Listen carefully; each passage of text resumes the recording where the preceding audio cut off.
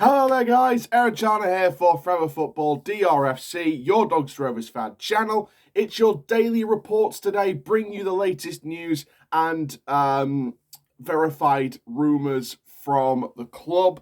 And today, a few things going off today. We've got some injury updates on Brad Halliday, Tyreece John-Jules, Reece James and James Coppinger. We're also going to be looking at a story from the English Football League in general about Saturday, because of course Saturday is a very important day for British history and worldwide history, a very big moment in history, which will affect the 3 p.m. kickoffs on the Saturday.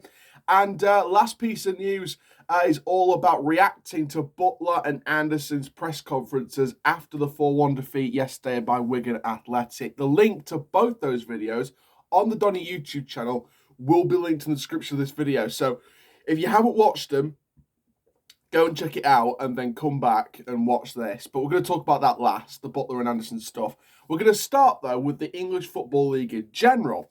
And the 3 o'clock kickoffs that were scheduled for Saturday next week are going to be moved to different times. Now, we don't know what time ours is going to be yet.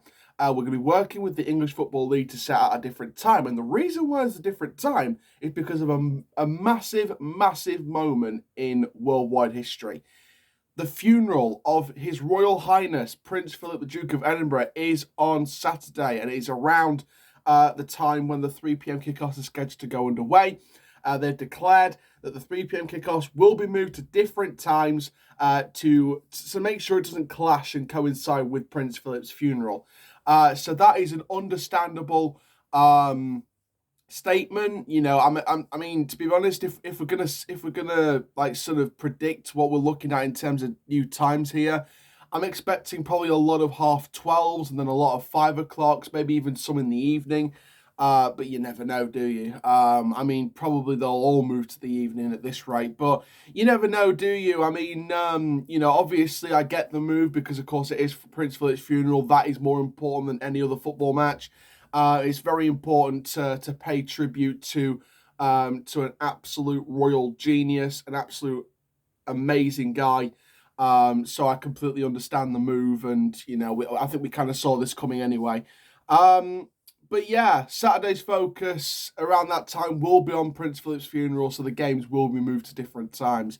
So completely understandable there, and well done to the EFL for working with the Royals to make this decision, to announce this decision, and to make the announcement. So let's move into Dogs to Rovers news now, and we've got some injury updates first of all on 4 players: Reece James, Tyreece John-Jules, James Coppinger, and also Brad Halliday. So let's start off with the positives. So Tyreece John-Jules, he will be back in training on Sunday. So I'm guessing they're not talking about today, but I think they're talking about the next Sunday. So it means that he will miss Burton, he'll miss Saturday's game, and he'll be back for the following week. I've got a feeling he'll be back for the following week. Now, the reason why this one's very big is because I know a lot of people have been quite critical of Omar Bogle's performances since he's arrived at the club. Omar Bogle now has probably 2 or 3 games to save his season, because if he doesn't show anything in these next 2 or 3 games, he's going to get dropped for John-Jules.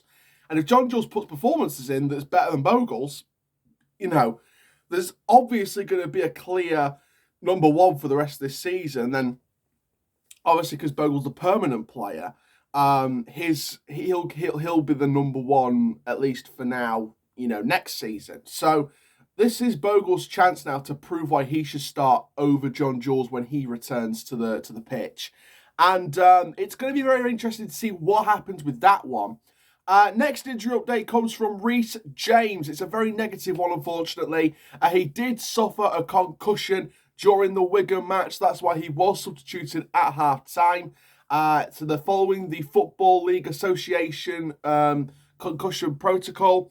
He will be out of action for 5 days, which means he will miss Tuesday's game.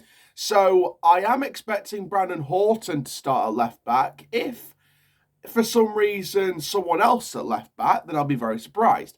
But yeah, I'm expecting Brandon Horton to start on Tuesday now, especially with the news about Reece James today.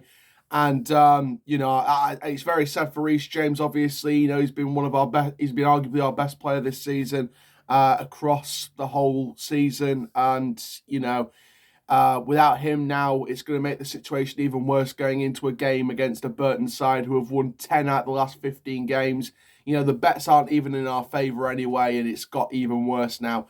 But hopefully this is a chance now for Brandon Horton to step up and earn his position at the club full-time as an out-and-out starter.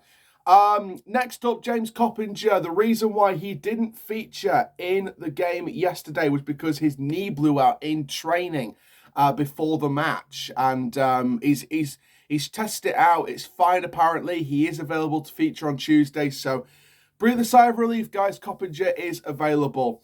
And the last sort of injury update comes from Brad Halliday, and the fact that Brad Halliday wasn't 100% fit for Saturday, for yesterday, and he will be available to feature on Tuesday. So 3 positives, 1 negative from the injury updates there, which is very, very good to see. Not a lot of negatives, which is great, but it's still a big negative with Reece James. But now there's an opportunity for Brandon Horton to keep earning his spot. Last piece of news comes from the press conference reaction. Again, the links to both Butler and Anderson's press conference reaction videos on the Donny YouTube channel, linked in the description down below. Go and check it out for yourselves. And this is a weird one for me because, obviously Butler labelled that performance as embarrassing. Anderson said even his performance wasn't good enough, but overall it wasn't good enough. We're not clicking as a team. And I can't argue with both of them. This is where I feel sorry for Andy Butler, for Anderson, for Coppinger, for the youngsters like Horton, Greaves, Jones. This is where I feel sorry for the people that are wearing the badge of Doncaster Rovers game in and game out. People like Anderson, Coppinger, the youngsters, the manager. Even though people can slate the manager and say they want him to go, you got to feel sorry for the manager because he's been thrown into the lion's den and he's been eaten by a pack of hyenas. It's like the Lion King, Scar getting thrown into the hyena crowd. It's absolutely, I feel sorry for him. I really do feel sorry for him. And now this is where the board's got to come in. The board have got to reassure the fans what the plans are. Because I'm sure behind the scenes they've got a plan. I'm sure this summer they've got a plan. But because we are safe, we're not getting relegated. I think I checked on the EFL and Quest programme. We are, 15, 16 point... No, I think we're about 19 points above the relegation zone. We're only 5 points off the playoffs still. Don't know how. But we are still 19 points off the relegation zone. So we are safe. We're not going to confirm relegation or anything like that. We are safe. But because we're safe, the board don't want to make an immediate change now. And, to some extent you get it because, what's the point in changing things when you're going to change things anyway this summer?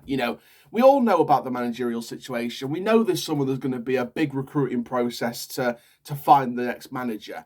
Will Butler be in that list? I guess that's up to Andy Butler whether he wants to be, whether he wants to apply for the job or not. But, I think it's very, very interesting. It's interesting to see him in the press conferences. And, I think Butler didn't label that performance as good enough. He labelled that as embarrassing. And, this is where Butler's going to be more ruthless now. But I told you, this is where the board's got to come into play. We're safe. We're not going down or anything like that. So the board's not going to make a change until the summer. Butler is going to be here until the end of the season. Guaranteed now. People can say Butler out for as long as they want. Butler is not going anywhere. He's going to be manager for the rest of this season. So people just need to ignore that. Ignore the Butler outs because he's not going anywhere. Am I Butler out? No, I'm not, because the manager's been thrown to the lion's den by the players that don't play for him. And in my opinion, I think the board will admit themselves that they've made a couple of mistakes this season. I think they'll be they're nice enough to admit they made a couple of mistakes this season, but the board now got to act. The board's made a couple of mistakes, but if the board repay those mistakes this summer, then all will be forgiven. The players need to repay the manager, because when Butler was a player and part of the lads, they played with each other. There was a clear team connection. And I think it was either this game or the previous game. One of the press even said to him, have you thought about getting your boots back on? And he sort of had to swerve. I sort of heard him. He was like trying to swerve the question a little bit. It was like, I've got to focus on what I'm going to do as a manager. And there was a bit of a pause before that. But, someone even put the question out there, should you get your boots back on? Should you go in that back line and show them how to defend?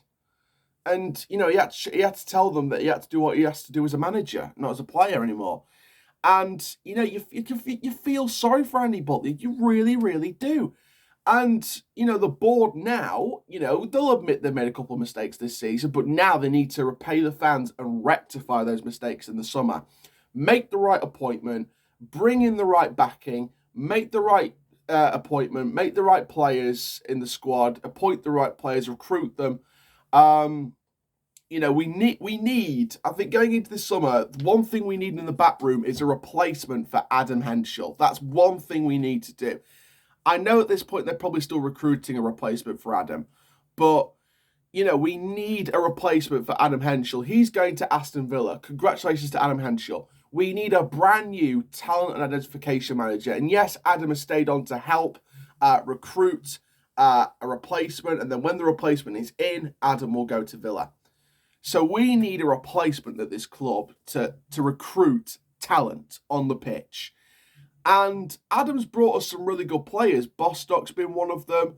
I know not people are a fan of low knees, but people like Smith and, for at least the first half of the season, Taylor Richards, these players have been good at points this season. So you've got to give him credit for that.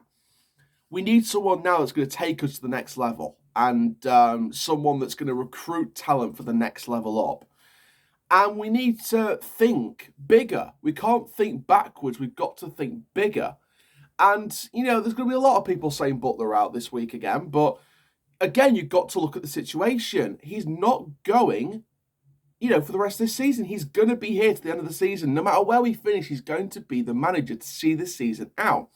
Do I think we're going to get playoffs? It's still mathematically possible, believe it or not. But on the current form, I have nearly no confidence in the playoffs. Nearly no confidence at the minute, unless our form changes. Now, reacting to Anderson's press conference, that is a guy who cares about this club. Even he admitted his performance wasn't good enough. And you know what? He wasn't even the worst performer, and even he admits his performance wasn't good enough. So, fair play to the guy. He admits his mistakes. And, Anderson just needs to go again next season because he's just been an incredible leader for this team. He's one of the players that gives a rat's backside about this badge. He gives a damn about the badge. So he needs to look ahead to next season as well, because I know he's going to be here next season. I know it. If the board and the club let Anderson go to a championship club in the summer, there really seriously is problems at this club. Because you can't let someone like Anderson go. I know Whiteman being let go was probably to help finance in the club, etc. And Whiteman was arguing for a move to the championship at times. But you can't let Tom Anderson... If there's one player you can't get rid of, it's Tom Anderson. Because he's been an absolute leader for us. And yeah, it's just... It doesn't feel... It feels 50-50 at the club this week. After this game. It's starting to feel 50-50 with the club.